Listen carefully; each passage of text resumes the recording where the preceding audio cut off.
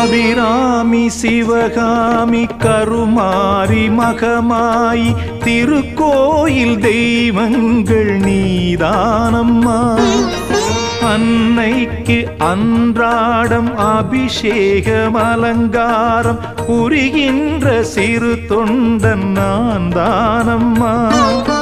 பொருளோடு புகழ் வேண்டும் மகனல்ல தாயே உன் அருள் வேண்டும் எனக்கென்றும் அது போதுமே. அடுத்திங்கு பிறப்பொன்று அமைந்தாலும் நான் உந்தன் மகனாக பிறக்கின்ற வரம் வேண்டுமே. அதை நீயே தருவாயே. அம்மா என்றழைக்காத உயிரில்லையே, அம்மாவை வணங்காது உயர்வில்